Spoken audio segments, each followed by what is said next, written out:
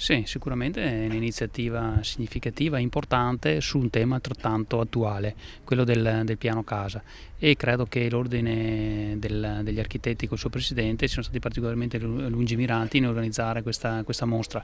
che fa vedere anche l'opportunità data dal piano casa con progetti di qualità dal punto di vista urbanistico e ambientale.